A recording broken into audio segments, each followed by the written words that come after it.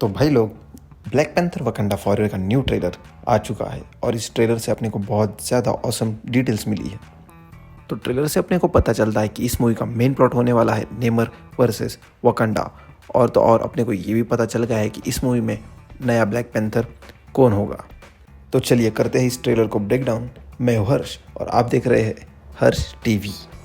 तो सबसे इम्पोर्टेंट बात, इस मूवी में मार्वल वालों ने नेमर की ओरिजिन चेंज कर दी है। अब इस मूवी में एटलांटा को टेलिकॉन कहा जाएगा और नेमर को एक मायन संस्कृति से आया हुआ म्यूटेंट दिखाया जाएगा, क्योंकि ये टेलिकॉन वर्ड एंशंट मायन हिस्ट्री से लिया गया है। अब ट्रेलर के स्टार्ट में अपने को वही सीन देखने को मिलता है जो अपन ने टीजर में देखा था, यानी कि टचाला का फ्यूनरल। तो यहाँ पे है शूरी जिसके हाथ में है ब्लैक पैंथर का हेलमेट। पर ये कोई ट्रेडिशनल फ्यूनरल नहीं लग रहा, क्योंकि यहाँ पर लोगों ने ब्लैक की जगह वाइट कपड़े पहने हैं। तो मेरे हिसाब से ये लोग टचाला की लाइफ को सेलिब्रेट कर रहे हैं। तो यहाँ पे अपने को ट्रेलर में सबसे पहली आवाज़ सुनने को मिलती है नेमर की, और वो कहता है जो सबसे ज़्यादा टूट के बिखरते हैं वही मसीहा बन के निकलते हैं। और जैसे ही ये लाइन प्ले होती है तो अपने को स्क्रीन पे देखने को मिलते हैं शूरी और नेमर, और शूरी ब्लैक पैंथर यानी कि उसके भाई टचाला की पेंटिंग को देख रही होती है। तो ये कहीं ना कहीं अपने को हिंट देता है कि शूरी ही नई ब्लैक पैंथर बनेगी। तो ये लाइन शूरी के लिए तो थी ही, बट ये लाइन नेमर के लिए भी थी, क्योंकि जैसे कि अपन ने इससे पहले टीजर में देखा था, नेमर बचपन में एक जलते हुए घर के सामने खड़ा होता है। तो कॉमिक्स के हिसाब से नेमर की माँ एटलांटिस की प्रिंसेस होती है और उसके फादर शिप के कैप्टन होते हैं। तो मेरे हिसाब से नेमर के फादर उसी घर में जलकर मर गए हैं और यही एक कारण है इस जंग के स्टार्ट होने का, क्योंकि एटलांटिस के जो राजा है यानी कि नेमर के दादाजी, उनको इस बात का गुस्सा था कि नेमर की माँ यानी कि प्रिंसेस ने एक इंसान से शादी कर ली और उन्होंने उसके बाप को मार दिया होगा, और इस चीज़ का ब्लेम उन्होंने वकांडा पे डाल दिया होगा। और इसी वजह से नेमर के दिल में वकांडा वालों के लिए बचपन से बहुत ज़्यादा नफरत है। अब नेक्स्ट सीन में अपने को देखने को मिलता है कि नेमर राजा बन चुका है और वो अपने सिंहासन पे बैठता है और अपना भाला ज़मीन पे मारता है। और कट टू नेक्स्ट सीन अपने को एक खाली कमरा दिखाई देता है, और ये इसी बात का रिफ्लेक्शन है कि वकांडा का राजा अब मर चुका है और वहाँ पे कोई अब ब्लैक पैंथर भी नहीं है। अब नेक्स्ट सीन में अपने को देखने को मिलता है कि एक्चुअल वॉर अभी स्टार्ट हुई है। अब यहाँ अपने को देखने को मिलते हैं दो सीन्स। अब कंफ्यूज मत होना, ये दोनों सीन अलग अलग जगह के हैं। तो फर्स्ट सीन में टेलिकॉन के लोग यानी कि नेमर के लोग एक शिप पे चढ़ते हुए दिखाई देते हैं, और दूसरे सीन में अपने को मिलिट्री के लोग दिखाई देते हैं जो लोगों को हॉस्टेज बनाते हैं। तो फर्स्ट सीन की बात करते हैं। इस सीन में नेमर के लोग यानी कि टेलिकॉन के लोग वाइब्रेनियम की खोज कर रहे हैं, क्योंकि नेमर इस बात से अपसेट है कि वकांडा ने पूरे वर्ल्ड के लिए वाइब्रेनियम ओपन कर दिया है, और इसी की वजह से बहुत सारे लोग समंदर में वाइब्रेनियम ढूंढने के लिए आ रहे हैं और वो नेमर की टेरिटरी में घुस रहे हैं।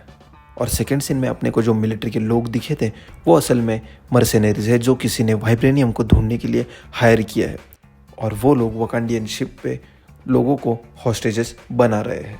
तो ये मर्सेनरीज गवर्नमेंट के भी हो सकते हैं या शायद डॉक्टर डूम के भी हो सकते हैं। तो ये एक बहुत बड़ा इंसिडेंट है वकांडा और टेलिकॉन के बीच जंग की शुरुआत होने के लिए, क्योंकि वकांडा और टेलिकॉन के बीच पहले से ही थोड़ी अनबन रही होगी। बट अब लोग वाइब्रेनियम को ढूंढने के लिए टेलिकॉन के अंदर घुसे जा रहे हैं। अब ये तो ऑब्वियस है, अगर वो लोग नेमर की टेरिटरी में घुसेंगे तो नेमर तो गुस्सा होगा ही भाई। अब नेक्स्ट सीन में क्वीन रमंडा और डोरमेलाजे यम्बागू को विजिट करते हैं। अब यहाँ पे अपने को यम्बागू की आवाज़ सुनाई देती है। वो कहता है कि उसके लोग उसे जनरल या किंग नहीं कहते, वो उसे कहता है कुकुल खान। और जब ये लाइन प्ले होती है तो अपने को नेमर का अंडर वाटर पैदा होने का सीन दिखाया जाता है, और अपने को बेबी नेमर के पैरों पर फेदर्स दिखाई देते हैं जिनकी मदद से वो उड़ सकता है। और इसके बाद यम्बागू बताता है अगर अपन नेमर को मारेंगे तो बहुत बड़ी वॉर शुरू हो जाएगी। तो इससे अपने को पता चलता है कि नेमर के लोग उसे किंग नहीं मानते, वो उसे अपना देवता मानते हैं। क्योंकि आपको अगर पता नहीं हो तो मैं बता दूं कि कुकुल खान असल में एक मैक्सिकन गॉड का नाम है। तो ये एक अच्छी बात है क्योंकि ये रियल वर्ल्ड से भी कनेक्ट होता है जो कि मैक्सिकन हिस्ट्री से आता है। तो बेसिकली यम्बागू का कहना ये था कि अगर वो टेलिकॉन के गॉड को मार देंगे तो ये जंग हमेशा के लिए शुरू हो जाएगी और टेलिकॉन वाले वकांडा वालों को मार डालेंगे। अब इसके नेक्स्ट सीन में अपने को शूरी कहती हुई दिखाई देती है कि वो आ रहा है हमारी दुनिया तबाह करने। और यहाँ पे अपन को देखने को मिलती है क्वीन रमांडा और उसके पीछे है रिरी विलियम, और वो दोनों विंडो की तरफ देख रहे होते हैं। और विंडो में अपने को देखने को मिलता है नेमर का रिफ्लेक्शन, जो भाला लेके खड़ा होता है और कांच तोड़ने की कोशिश करता है। नेक्स्ट सीन में अपने को क्वीन रमांडा और नेमर एक दूसरे से मिलते हुए दिखाई देते हैं।